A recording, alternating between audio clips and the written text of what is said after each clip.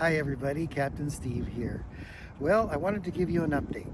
We are back from our delivery of the Hatteras motor yacht.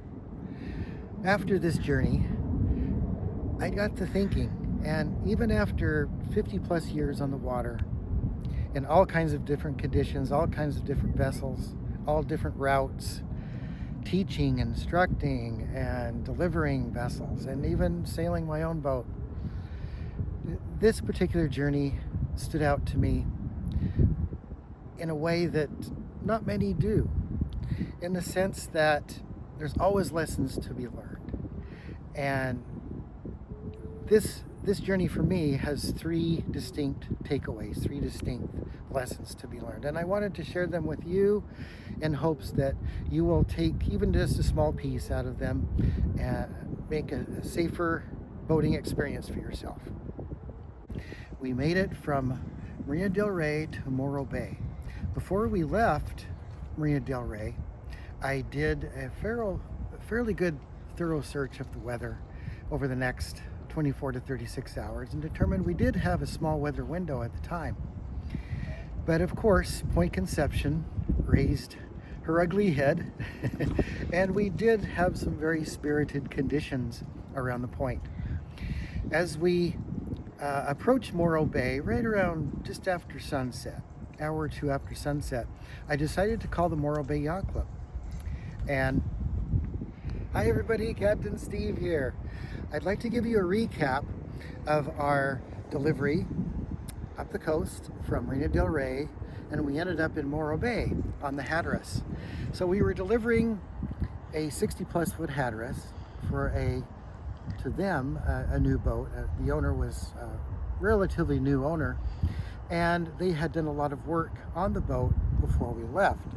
So before we departed Marina del Rey, I did a fairly deep dive into weather and as far as I could into the history of the boat and the repairs that had been done to it. As we approached Morro Bay in the middle of the night, it was foggy, and I thought I'd just call ahead to the yacht club, Morro Bay Yacht Club, and ask about dock space there. At which time they informed me that there was dock space for that night, but that I would have to call the dredge, which was at the entrance to Morro Bay. And if you've ever been Morro Bay entrance, is sort of a windy, narrow entrance in there. And it was foggy and it was a little bit windy at the time too. So I called ahead on Channel 9, talked to the dredge operator, who said, "I'm so glad that you called ahead so that I can move the dredge out of your way because our cables are stretched all the way across the entrance, so you wouldn't be able to get in." So upon approaching the entrance to Morro Bay, I called again. The dredge operator graciously moved, and we were able to come in and spend the night at the Morro Bay Yacht Club, and it worked out perfectly. So as with any yacht delivery or any, I won't do that now.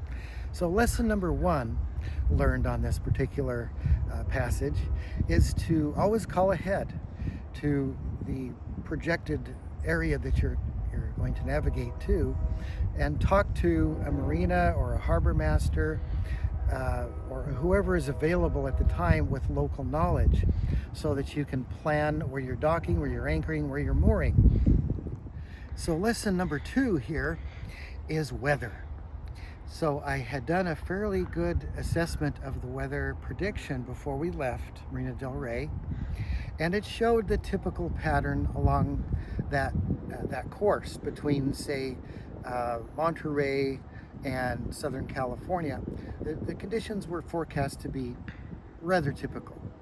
So, but that doesn't necessarily mean, especially on some sections of the coastline, like Point Conception, that doesn't necessarily mean that the conditions will be ideal. And they really weren't. We did have significant winds just prior to rounding Point Conception and just after rounding Point Conception. The winds and the seas really built up. Another thing that really occurred that caught us a little bit by surprise was the dense fog that we ran into, which was actually not forecast just prior to Morro Bay. So it's very good that I did call ahead for local conditions, and I was able to talk to not just the yacht club, but also the dredge operator who was out in the thick of it, so to speak, in the fog, and let me know that it was quite foggy. The visibility was down to less than 1/8 of a mile, and he would turn on his lights in addition to moving out of the way. So it was very good to call ahead. And the bottom line with lesson number 2 is never assume anything with the weather or the sea for that matter. Always be prepared for the worst conditions, but even if you're expecting the best conditions. All right, so we arrived in Morro Bay early in the morning. We were both very tired and exhausted after being up for about 24 hours solid through fog and wind and navigation. So we got up the next morning, and it was interesting. We smelled diesel fuel. There was a strong smell of diesel fuel in the cabins down below and below decks of the vessel. So I started to investigate this. Now, this shouldn't be normal. So you always want to use all of your senses when you're on a boat. And even at the dock, you want to use your all 5 senses. So I did notice a strong diesel fuel smell. So I started to pull up floorboards down below. I pulled up one particular floorboard that accessed the starboard fuel tank. On top of the starboard fuel tank was at least a 1/2 inch of diesel fuel. Not normal, should not be there. And so that was a red flag. I decided to try and start both engines since we were hoping to get underway that day to come up at least to Monterey. So upon starting the port engine, everything was fine. The starboard engine did not start. I suspected a fuel leak in a major fuel line running from one of the tanks to the engine. Well, turns out that's exactly what we had. So upon finding this fuel leak and the engine would not start, I thought back. And going back just a little bit here, before we actually struck out on our delivery up the coast, we received from the broker and from the new owner a list of items that had been completed by a boatyard and a mechanic about a week or 2 prior to us taking on this job. I had gone down the list very thoroughly and determined that looking at all fuel lines, looking at plumbing, looking at electrical, looking at battery, looking at everything that had been done to the vessel before we left was actually done.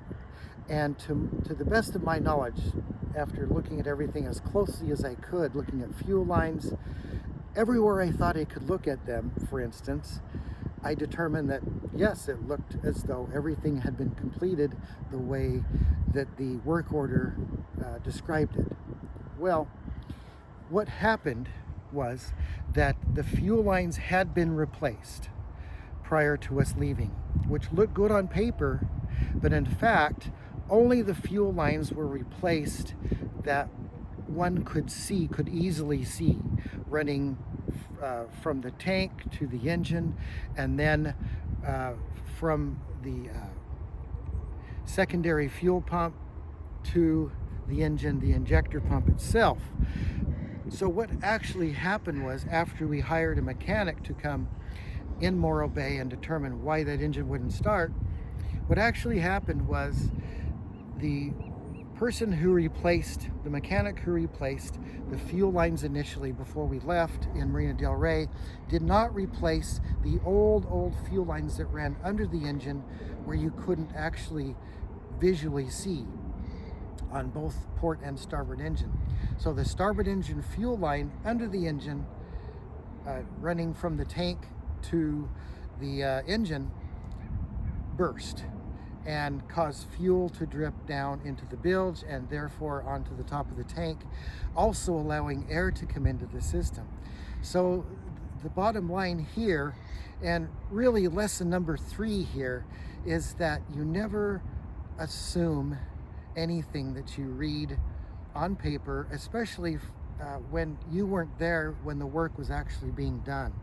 So I'm looking back and I'm thinking, yes, I probably should have gone under the engine and looked at every inch of the new fuel line and find every inch of the old fuel line. So lesson number 3 is do your due diligence and then do it again, especially if you're taking a boat out on the open ocean. Well, in this instance, it turned out okay because we were able to have another mechanic come and fix the issue. We simply couldn't wait for the 10 days that it would take for another mechanic to come and fix that problem. We had to get going with other projects. So with the acceptance of the owner of the boat to leave it in Morro Bay and have someone else deliver it north after the work was done, we decided to leave it there. And we simply did not want to put out to sea the way it was, and thank goodness we caught it when we did. Everything worked out fine. No one was hurt. The vessel is fine. It's just that these are lessons that we should all learn, and sometimes we learn them the hard way, sometimes a way in which helps everybody out in the end. That's what I'm trying to relay to all of you now. Is I think these lessons weren't just for me, they're for all of you. So thanks for listening.